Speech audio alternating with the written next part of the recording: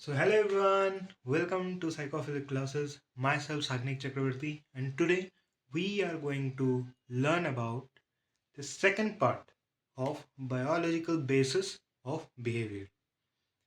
ठीक है, तो आज हम लोग तीन टॉपिक कवर करेंगे. First is blood brain barrier, next nervous system and next is endocrine system. ठीक है, दो सिस्टम्स आज कवर करेंगे. जैसे कि मैंने बोला था कि इतना डिटेल में नहीं जाना है हम लोगों को. तो the things that you should know as a psychology student उतना ही हम पढ़ेंगे दो सिस्टम से. ठीक है, फिर हम नेक्स्ट लेक्चर में बढ़ेंगे. ठीक है, विदाउट एनी डिले आज का लेक्चर शुरू करते हैं ब्लड ब्रेन बैरियर से. ठीक है, सो रेफरेंस के लिए फिर से बैरन ले लेना, यू विल गेट एवरीथिंग जो कि मैं इधर बोल रहा हूँ. ठीक है, तो ब्लड ब्रेन बैरियर क्या है. ठीक है, नाम the term blood brain barrier ये क्या डिपिक्ट कर रहा है. ब्लड, बीच में ब्रेन एंड देन बैरियर. ठीक है, इसका मतलब कुछ तो बाउंड्री बैरियर, मतलब कुछ तो रेजिस्टेंस है दोनों के बीच. ब्लड और ब्रेन के बीच कुछ तो रेजिस्टेंस है.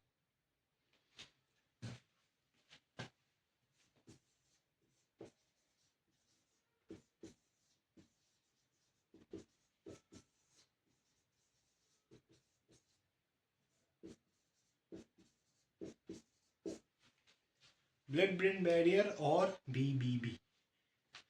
सो क्या है ब्लड ब्रेन बैरियर.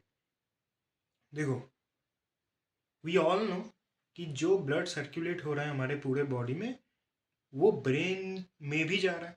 ठीक है, ऐसा तो नहीं है कि ब्रेन ब्लड के बिना जिंदा है. ठीक है, ऐसा कोई भी ऑर्गन नहीं है. Each and every organ needs blood to stay alive. Okay, and the blood circulating throughout our body also goes in brain. Great. अब देखो, ब्लड में बहुत सारे मिनरल्स होते हैं. Glucose, water, protein molecules, amino acids. ठीक है, विटामिन्स, बहुत सारे मिनरल्स होते हैं. लेकिन सारे मिनरल्स ब्रेन में नहीं जाते. सारे मिनरल्स ब्रेन में नहीं जाते. कुछ मिनरल्स ही ब्रेन में जा सकता है. यू कैन से, हाँ. तो blood brain barrier is that barrier which permits selective amount of minerals to pass in the brain from the blood. ठीक है, इट्स लाइक छन्नी. ठीक है, जो चीज़ें लगता है कि नहीं ब्रेन के अंदर जाना चाहिए वो चीज़ें ब्लड ब्रेन बैरियर अलाउ कर देता है एंड बाकी सब वो भगा देता है उधर से. ठीक है, it's kind of a selectively permeable membrane. ठीक है, तो क्या क्या सेल्स ब्लड ब्रेन बैरियर में काम करता है. ठीक है, वो सब भी थोड़ा सा जान लो. और क्या क्या मिनरल्स भी अलाउ होता है. ठीक है, ब्लड ब्रेन बैरियर में.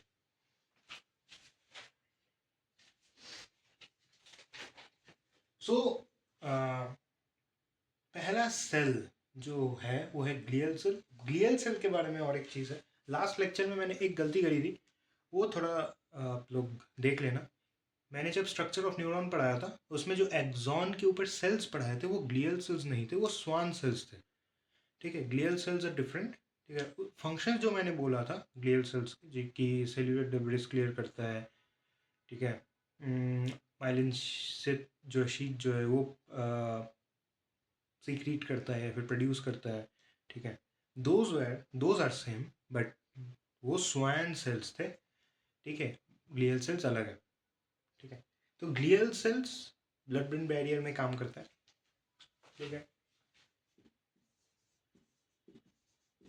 हम दो मेजर सेल्स के बारे में बात करेंगे.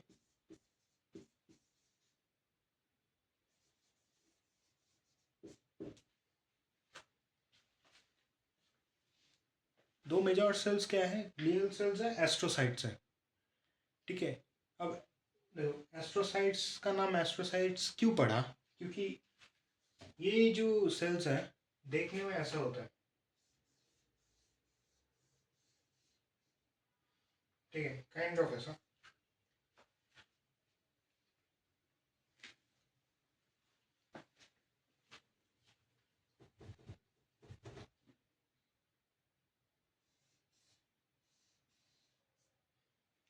स्टार शेप का होता है, जो हमने साइटोन का शेप याद है, सेल बॉडी, न्यूरॉन का जो सेल बॉडी है ऊपर वाला न्यूक्लियस जिसके अंदर है, उसका जो शेप है उसके जैसा है एस्ट्रोसाइट, ठीक है।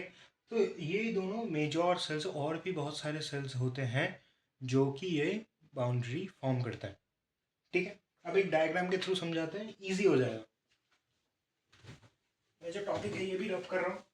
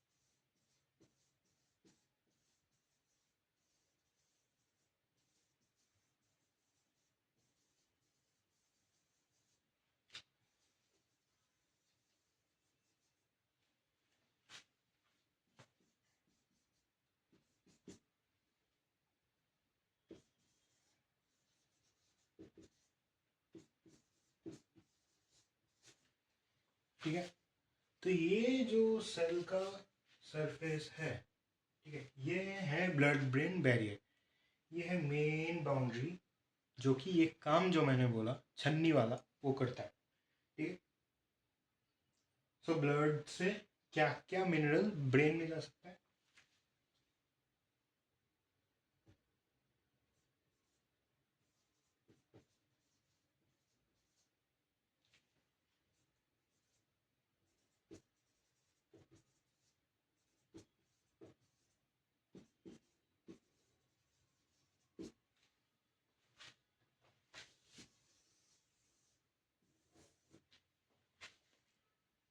ठीक है, ग्लूकोज, वाटर, अमाइनो एसिड्स, ये सब जो मेन चीज़ें हैं, ये सब ब्लड से ब्रेन के अंदर जा सकता है via blood brain barrier. And these cells consists of those astrocytes, glial cells, और भी अलग अलग सेल्स, ठीक है। ओके, सो ये था ब्लड ब्रेन बैरियर। अब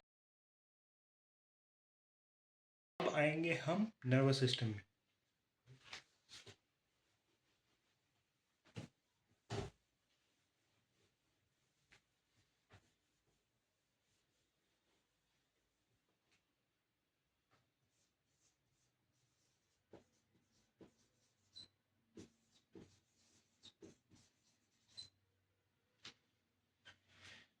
नर्वस सिस्टम, सो ये सिस्टम क्या है? This system is a complex network, ठीक है, of various neurons that is responsible for various bodily processes, ठीक है। एक सिंपल डेफिनेशन है, बॉडी में जो जो प्रोसेस हो रहे हैं, जो जो चीज़ें हो रही हैं, उसके लिए नर्वस सिस्टम रिस्पॉन्सिबल है, जो कि एक नेटवर्क है कॉम्प्लेक्स न्यूरॉन्स का, ठीक है। अब बहुत सारे टाइप्स हैं, वो हम देख लेते हैं, फिर एक एक टाइप में हम जाएंगे, ठीक है।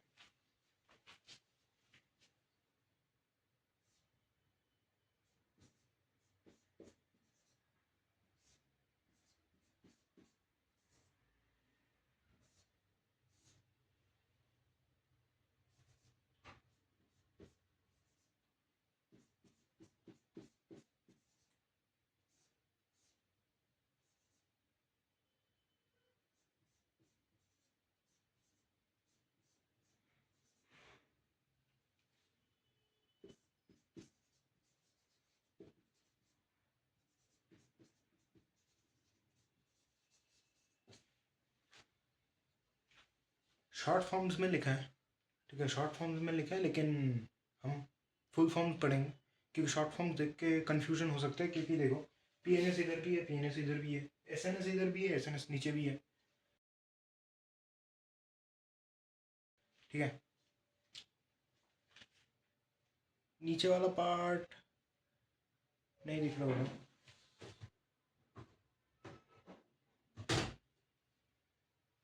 ठीक है, okay.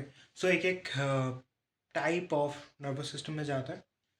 First is C N S, that is central nervous system, जो कि ब्रेन और स्पाइनल कॉर्ड को इन्वॉल्व करता है बस। ठीक है, C N S has to do with brain and spinal cord. Okay, अब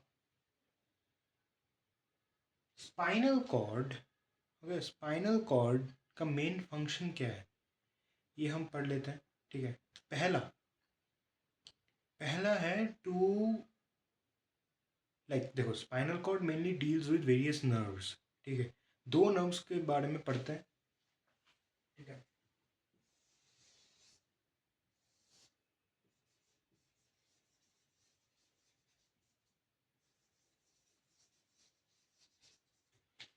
एक है एफरेंट नर्व और एक है इफरेंट नर्व। ओके, सो एफरेंट नर्व क्या करता है? अच्छा, मैं फोकस थोड़ा ठीक कर लेता हूँ ताकि तुम लोगों को दिखे।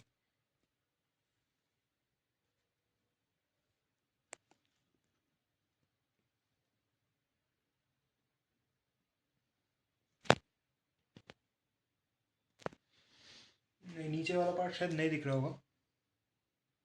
कोई नहीं, मैं इसको रब कर देता हूँ। ठीक है, रब करके एफरेंट और इफरेंट में पढ़ते हैं।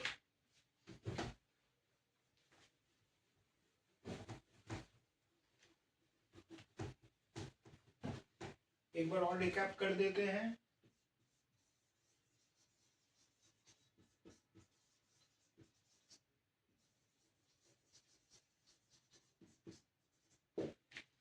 हम क्या पढ़ रहे हैं? हम एफरेंट और इफरेंट नर्व पढ़ रहे हैं और स्पाइनल कॉर्ड का फंक्शन पढ़ रहे हैं।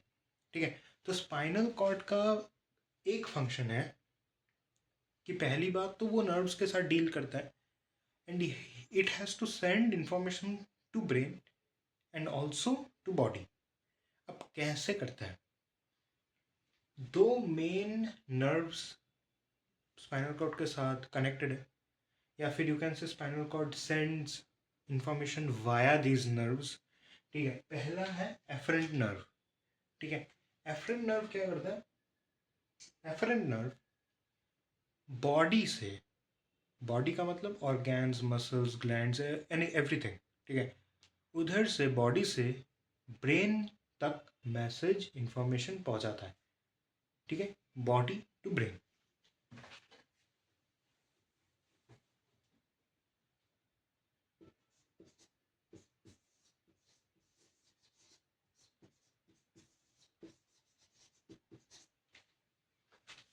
ठीक है, और इसका जस्ट ऑपोजिट करता है एफरेंट नर्व, मतलब ब्रेन से बॉडी तक।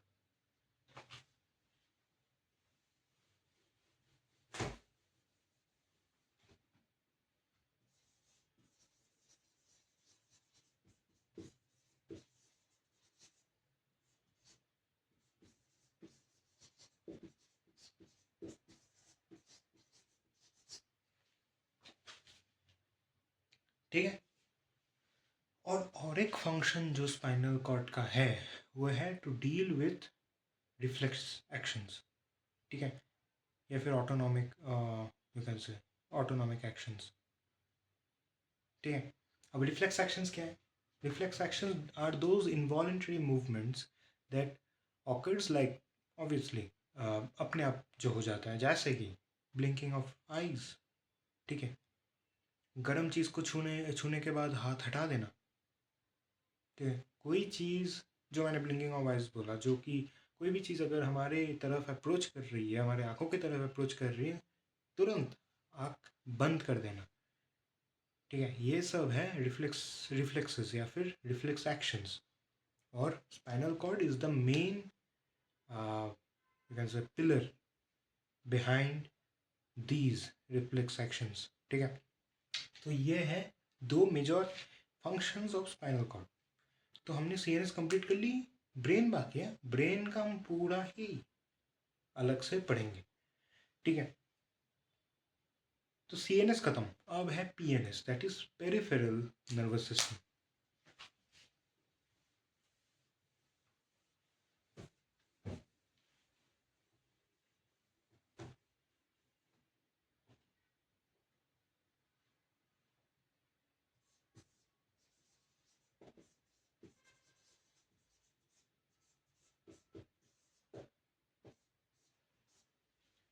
Peripheral nervous system mainly deals with every nerves. ठीक है, वो ब्रेन स्पाइनल कॉर्ड के साथ कोई डील नहीं करता, कोई संपर्क ही नहीं रखता है। Peripheral nervous system has everything to do with all the nerves. ठीक है, अब इसके अंदर दो मेन नर्व्स पढ़ेंगे। एक है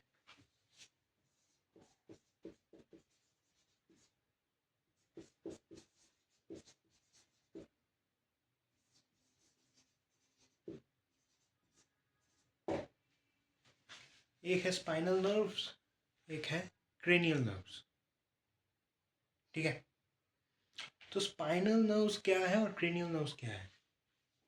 देखो, क्रेनियल मतलब मैं बता दूँ तो क्रेनियम या फिर क्रेनियल जो भी, ठीक है, इसका मतलब ब्रेन होता है। ओके, सो स्पाइनल नर्व्स मेनली डील करता है नेक के नीचे सब कुछ। नेक के नीचे सब कुछ ही क्रेनियल नर्व्स का डिपार्टमेंट है। ओके, और क्रेनियल नर्व्स बोल रहा हूँ, स्पाइनल नर्व्स का डिपार्टमेंट है, और क्रेनियल नर्व्स का नेक के ऊपर। डन। ठीक है, नेक के ऊपर क्योंकि ब्रेन है। ओके, ठीक है।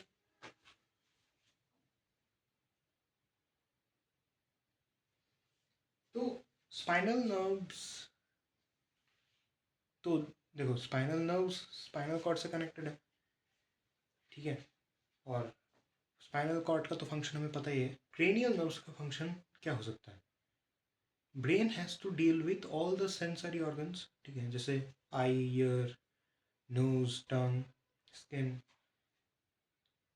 जैसे आई का ऑप्टिक नर्व, ईयर का ऑडिटरी नर्व, नाक का ऑल्फैक्टरी नर्व, ये सब कुछ ही ब्रेन में जाके कनेक्टेड होता है। तो the senses that we receive, या फिर the sensation, sensory information that we receive through our senses, ये सब कुछ ही ब्रेन में जाता है at last. So cranial nerves mainly deals with these informations. ठीक है, ओके।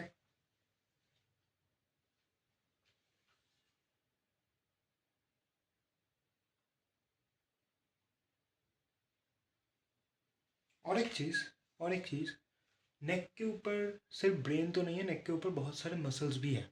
ठीक है, तो क्रेनियल नर्व्स उधर भी इंफॉर्मेशन पहुंचाता है। मतलब नेक के ऊपर सब कुछ ही क्रेनियल नर्व्स देख रहा है, और नेक के नीचे सब कुछ ही स्पाइनल नर्व्स देख रहा है। पीएनएस का मेन चीज़ यही है।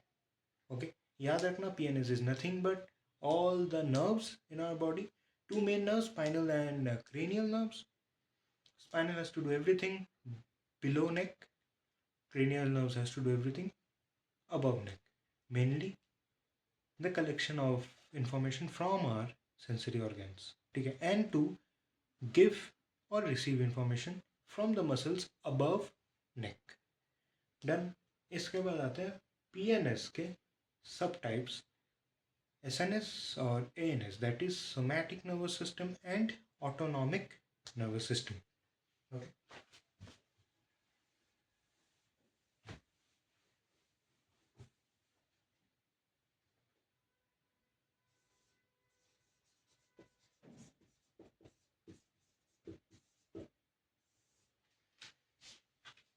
सोमैटिक नर्वस सिस्टम कुछ नहीं है, बस ब्रेन से, ठीक है, नर्व्स को वॉलेंटरी मसल के साथ कनेक्ट करना, ये सोमैटिक नर्वस सिस्टम का मेन एजेंडा है। ठीक है, देन मैं एक बार पढ़ लेता हूँ बैरन से। ठीक है, सोमैटिक नर्वस सिस्टम क्या करता है?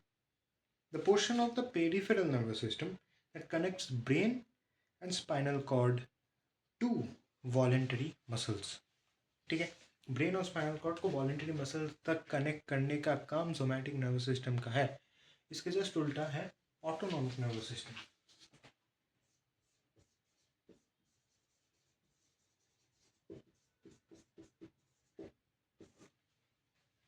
ऑटोनॉमिक नर्वस सिस्टम, ठीक है, ब्रेन और स्पाइनल कॉर्ड को इनवॉलेंटरी मसल्स के साथ कनेक्ट करने का काम है ऑटोनॉमिक नर्वस सिस्टम का। फाइन, ठीक है, ओके। याद करो, मैंने तुम लोगों को लास्ट लेक्चर में न्यूरोट्रांसमीटर्स पढ़ाया था। उसमें से मैंने बोला था नॉर एफिनेफ्रिन बोल के एक न्यूरोट्रांसमीटर है जो कि फाइट और फ्लाइट रिस्पॉन्स में काम करता है, अलर्टिंग आवर बॉडी मेनली। ठीक है, तो वो ऑटोनॉमिक नर्वस सिस्टम में काम करेगा। ठीक है, क्योंकि ये इनवॉलेंटरी मसल्स के साथ डील कर रहा है autonomic nervous system, and involuntary muscles are mainly involved during our fight और फ्लाइट रिस्पॉन्स। ठीक है, heart beat, heart cardiac muscles are involuntary muscles, वो बीट्स बढ़ जाना, blinking of eye, these things. ठीक है, तो नॉर एफिनेफ्रिन, एफिनेफ्रिन सब कुछ, या फिर एड्रेनलिन, नॉर एड्रेनलिन, सब कुछ ऑटोनॉमिक नर्वस सिस्टम के अंडर आएगा। कैसे, देखते हैं।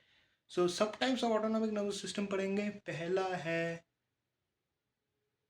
एसएनएस, फिर से, ठीक है, that is sympathetic nervous system. फिर है पीएनएस, फिर से, that is parasympathetic nervous system.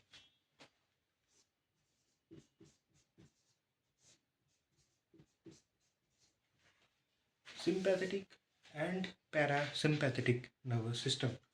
अब सिंपैथेटिक नर्वस सिस्टम क्या कर रहा है, पैरासिम्पैथेटिक नर्वस सिस्टम क्या कर रहा है, दिस इज इम्पॉर्टेंट। देखो, सिंपैथेटिक नर्वस सिस्टम का मेन एजेंडा है हमारे बॉडी में जो एनर्जी है उसको यूज करना। Sympathetic nervous system, now how, in a fight और फ्लाइट रिस्पॉन्स, ठीक है, क्या होता है, स्वेटिंग हो रहा है, एनर्जी यूज हो रहा है, हार्ट बीट ज़्यादा हो रहा है, एनर्जी यूज हो रहा है, ब्लड प्रेशर हाई हो जाता है, एनर्जी यूज हो रहा है, प्यूपिलरी डायलेशन, प्यूपिल का बढ़ जाना, साइज, ठीक है, एनर्जी यूज हो रहा है। Sympathetic nervous system is behind these actions. इसका जस्ट ऑपोजिट है parasympathetic nervous system. It mainly aims to conserve या फिर store the energy in the body by decreasing blood pressure, by decreasing heart beat, by reducing sweat या फिर sweating, ठीक है, by reducing the dilation of pupil या फिर pupillary dilation.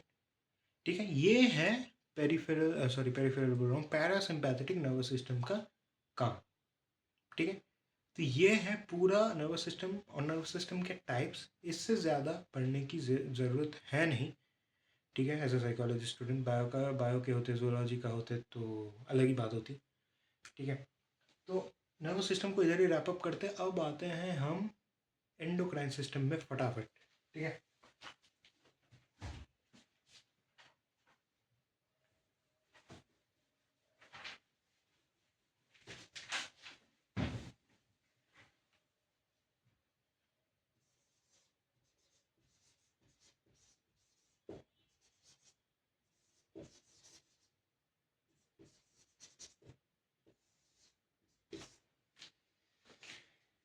endocrine system is a system, ठीक है, which consists of various glands responsible for releasing hormones, ठीक है, which in turns affects various bodily functions। ठीक है, क्या है डेफिनेशन ये, एंडोक्राइन सिस्टम क्या है, बहुत सारे ग्लैंड्स को मिला के ये सिस्टम बनता है। ठीक है, जो कि हार्मोन्स रिलीज करते हैं। डन। अब वो हार्मोन क्या करता है, bodily functions, various bodily functions को रेगुलेट करता है। ठीक है, ओके। अब एंडोक्राइन सिस्टम जब पढ़ रहे हैं पिट्यूटरी ग्लैंड को हम मना नहीं कर सकते। द मास्टर ग्लैंड, बहुत जो मैं अभी बोलने वाला हूँ ये बहुत इंपॉर्टेंट है for your boards exam also and your CUET. ठीक है, पिट्यूटरी ग्लैंड को हम मास्टर ग्लैंड बोलेंगे। क्यों? क्योंकि it releases hormones that directly gives glands a signal to release their hormone. अब सपोज मैंने न्यूरोट्रांसमीटर नॉरएपिनेफ्रिन का बात किया, तो नॉरएड्रेनालिन या फिर नॉरएपिनेफ्रिन एक हार्मोन भी है। ठीक है, अब नॉरएपिनेफ्रिन या फिर नॉरएड्रेनालिन ऐसे याद रखना, नॉरएड्रेनालिन एंड एड्रेनालिन, ये दोनों जो हार्मोन हैं ये एड्रिनल ग्लैंड से सिक्रेट हो रहा है। ठीक है, सो पिट्यूटरी ग्लैंड एक हार्मोन रिलीज करता है दैट इज एड्रिनोकॉर्टिकोट्रोपिक हार्मोन, ACTH। ठीक है, एड्रिनोकॉर्टिकोट्रोपिक हार्मोन, जो कि एड्रिनल ग्लैंड को जाके सिग्नल देता है कि भाई अपना हार्मोन रिलीज करो जल्दी से। ठीक है, so without pituitary gland no hormones will be released. ठीक है, pituitary gland is nothing but fatherly figure. ठीक है, जो कि गाइड कर रहा है एंड डायरेक्शन दे रहा है, like a leader. Without leader there is nothing. ठीक है, अब हम ये सोच रहे होंगे कि पिट्यूटरी ग्लैंड के ऊपर तो कुछ है ही नहीं। पिट्यूटरी ग्लैंड के ऊपर भी है, दैट इज हाइपोथैलेमस। ठीक है, हाइपोथैलेमस, जैसे मैं एक एग्जांपल देता हूँ,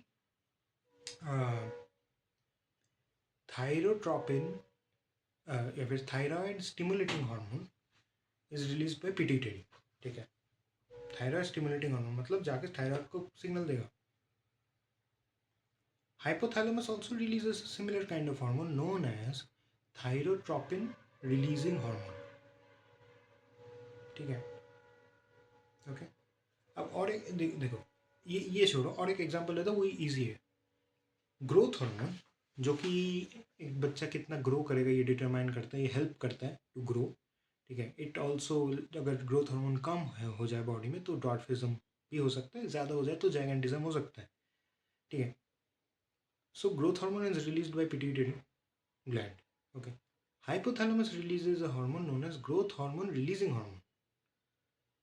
ठीक है, this hormone signals pituitary gland to release growth hormone. So pituitary gland को भी सिग्नल देने वाला कोई है, that is hypothalamus, बाप का बाप, बापों का बाप।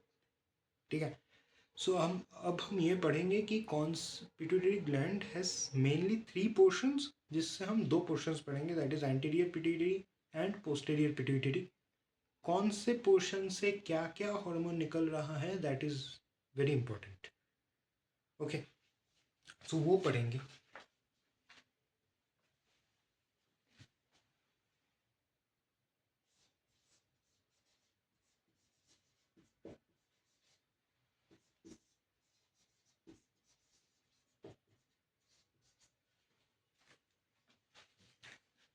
पोस्टीरियर से 2 ही हार्मोन्स निकलते हैं, that is first is oxytocin, second is vasopressin. Mainly ये दोनों निकलते हैं। ठीक है, अब दोनों का काम क्या है, दोनों का काम एक एक करके तो हम काम नहीं पढ़ेंगे आज। ठीक है, बस एक ओवरव्यू दे देता हूँ। Like oxytocin is said, like oxytocin is a love hormone. ठीक है, when you are in love, you are like in a lovely situation. ठीक है, ऑक्सीटोसिन रिलीज होता है, वो प्लेजर भी देता है, वो डोपामिन का जो काम है प्लेजर देना। Oxytocin also gives a sense of pleasure, a sense of love. ठीक है, ऑक्सीटोसिन और एक काम में भी आता है, कॉन्ट्रैक्ट यूट्रस वाइल पार्टुरेशन या फिर डिलीवरी। ठीक है, डिलीवरी ऑफ द चाइल्ड, जब लेबर होता है, जब यूट्रस कॉन्ट्रैक्ट होता है, this is only due to oxytocin hormone. ठीक है, नेक्स्ट आते हैं हम वेसोप्रेसिन में। वेसोप्रेसिन इज नथिंग, वो जब लाइक प्रेशर का इधर उधर, मैं बैकग्राउंड से देख के बताता हूँ और भी क्लियर हो जाएगा। तो ये जो वैसोप्रेसिन हार्मोन है that regulates reabsorption of water by the kidneys, ठीक है। जब पानी जाता है पेट के अंदर, after that it reaches to kidney, there is a process known as reabsorption, ठीक है। जो मतलब पता नहीं सीबीएसई में था या नहीं, आईसीएसई में था, क्लास 9th या 10th में था, लीवर का पूरा जो प्रोसेस है सब कुछ था, ठीक है। सो रीएब्जॉर्प्शन बोल के एक फेज है, ठीक है, फॉर्मेशन ऑफ यूरिन उसमें। So at that time vasopressin plays a role, बस ये ओवरव्यू है, ठीक है। तो ये दो हार्मोन ही पोस्टीरियर ग्लैंड या फिर posterior part of pituitary gland से निकलता है।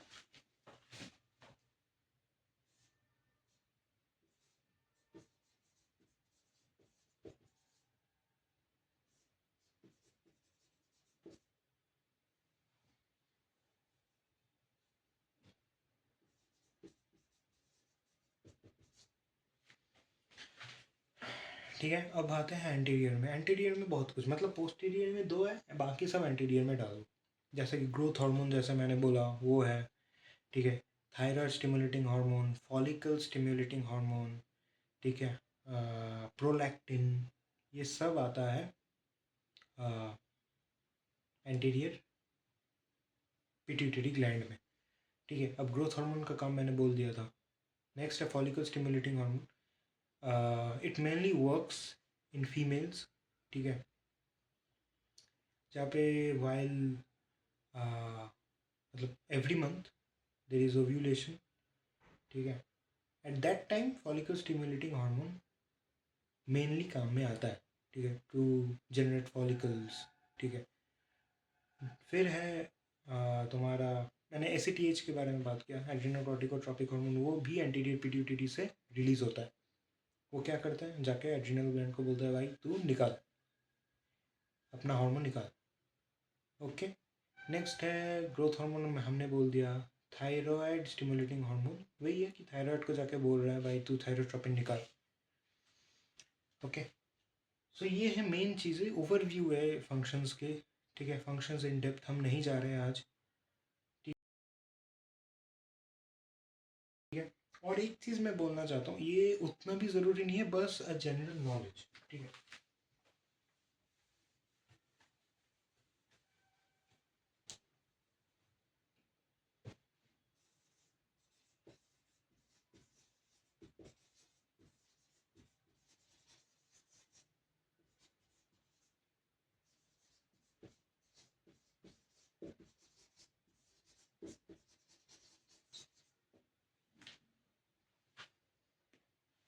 दो कॉन्सेप्ट्स हैं, एंडोक्राइन ग्लैंड्स और एक एक्सोक्राइन ग्लैंड्स।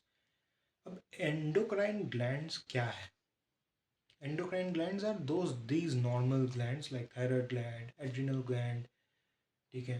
फिर गोनाड्स बोल सकते हैं, gonads means those sexual glands like testicles, ठीक है, जो और ओवरीज, जो कि फॉलिकल स्टिमुलेटिंग हार्मोन और टेस्टिकल्स लाइक ल्यूटिनाइजिंग हार्मोन, ये सब प्रोड्यूस कर रहा है। Luteinizing hormone and follicle stimulating hormone pituitary gland produce कर रहा है, लेकिन ovaries and testicles produces hormones helps in the process of reproduction, ठीक है।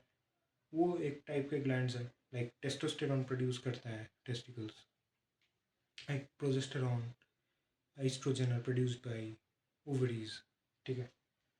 सो ये सब है endocrine, pituitary itself is an endocrine gland. अब एक्सोक्राइन ग्लैंड क्या है? नाम में ही दिक्कत है। एक्सोक्राइन ग्लैंड्स लाइक वो प्रॉपर ग्लैंड नहीं है, we can say, because glands usually releases hormones, endocrine glands, but exocrine glands releases enzymes, pancreas, ठीक है, it releases enzymes।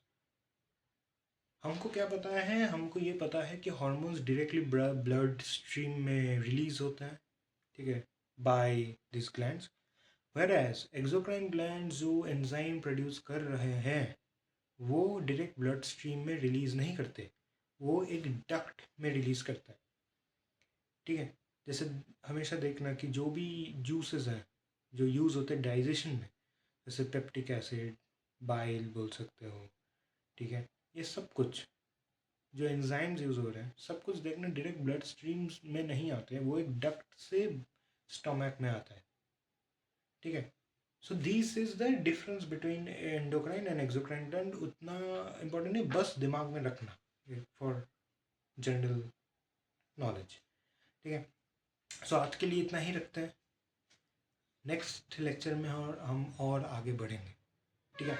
सो फिर ठीक है, फिर अभी के लिए इतना ही।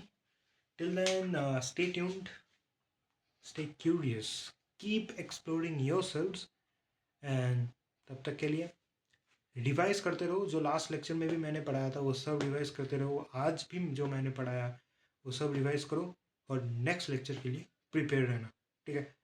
तब तक के लिए बाय।